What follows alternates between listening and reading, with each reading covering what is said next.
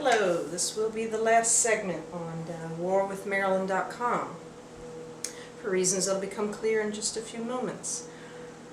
I was all prepared to come up with something witty and catchy about using a Star Wars clip and trying to tie that whole thing around and tie it up on loose ends and everything.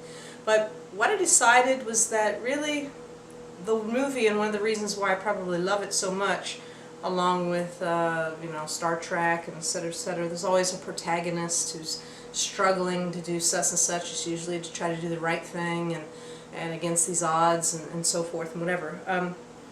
But really the whole concept of good versus evil, good versus bad, etc., it's always been around, and I think it's probably gonna, unfortunately, it's probably always going to be around. So instead of using the time to do that, I decided to take this final segment by just saying a few things, because I just wanted it to be finished with this, although it's not going to be finished. But War with Maryland will be finished. One of the reasons why it's going to be finished is that, first of all, I realized that, stumbled upon a quote, listen to this: "The secret of freedom lies in educating people, and the secret of tyranny is in keeping them ignorant." Now, one of the things that I've always been is a person who really likes to place myself into situations so that I can really know exactly how something feels, and I can speak with authority then if I've been through it and I can feel it and I know what it feels like. I tried exploring X, Y, and Z and try, okay, let me see such, and then I can speak on it. And this entire experience that I've had with involving clerks of the court, it's not resolved yet, of course, but what it has taught me is simply this: many things that I've gone through with the state, and then in talking with people who've approached me, and some people who've emailed me because they've seen the blog and the website and so forth, is simply this. What I've realized is this: Brian Frosh, you work for the state. You don't just work for the state. Your job is to protect the state, and you protect the state at all costs. You protect the state even if the state is wrong. And when people see you doing that, and they have, not just for my case, just they've seen it in general. So it's just that people haven't really been, they talk around the kitchen table about it and so forth, and that's wonderful and great. But the memo hasn't been widely circulated yet, I guess I'll say it that way, about that this is the function of the state, to protect the system.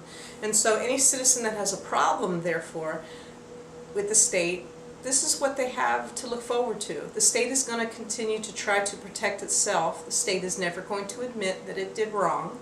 The state waits to be told that it's wrong. And then even when it's wrong, even if it gets told it's wrong, it then begrudgingly is just like, oh, well, I mean, we'll do this. We think we were right and everything. You guys have a problem. The state has a problem here when it does that, because especially since it doesn't want the citizens to do that.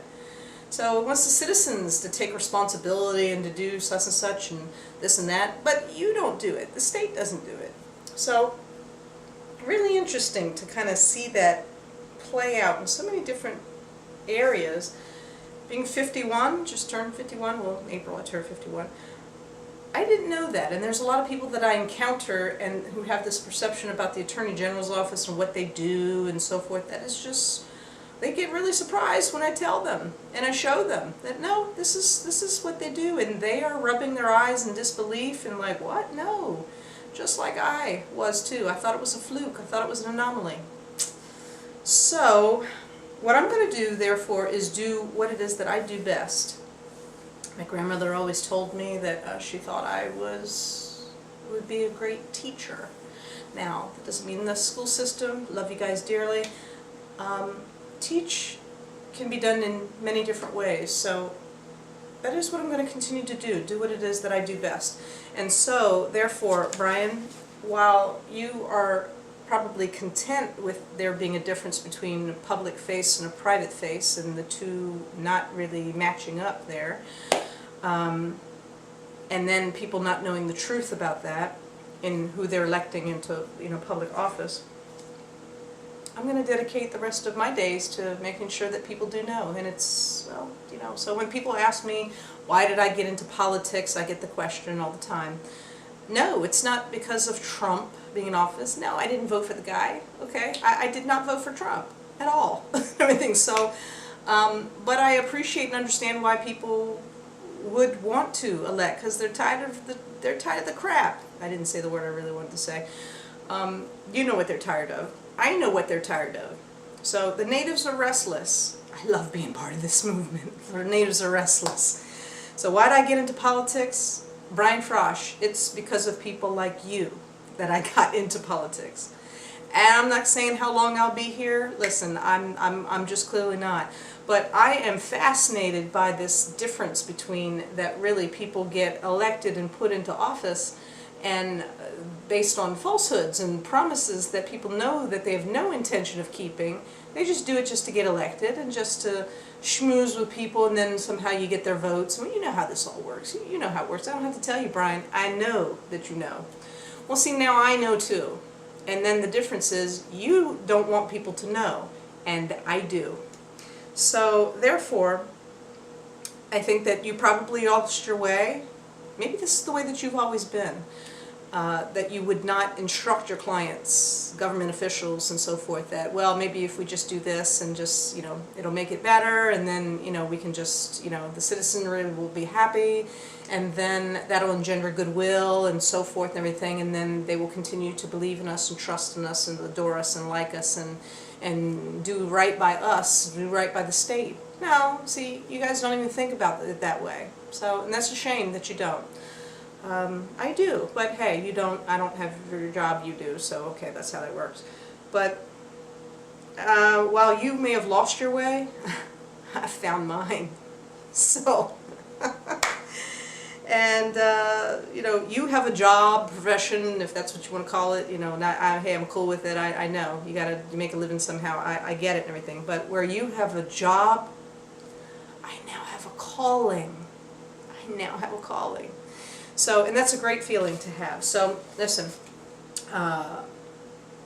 this is the final score. I've tallied it, and look, I'm going to call it. So, look, can you see that? Yep, game over. Yep, yeah, I won. So, yeah, I did.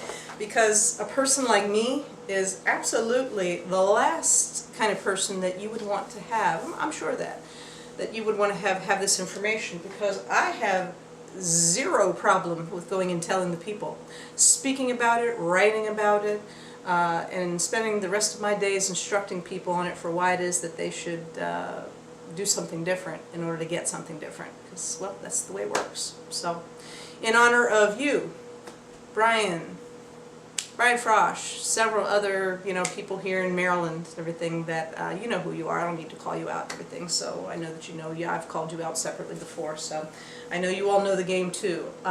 Wouldn't want to be ya. So, matter of fact, that's the way I'll end this. I love that. See ya. Wouldn't want to be ya. So, alright. If I resurrect anything, it will be warformaryland.com or dot something, because honestly, that's what's really needed. You guys are out of control. And so, and now that I know, I can't unknow. So that's the thing. That's the way I roll. So anyway, signing off from the battlefield. But I want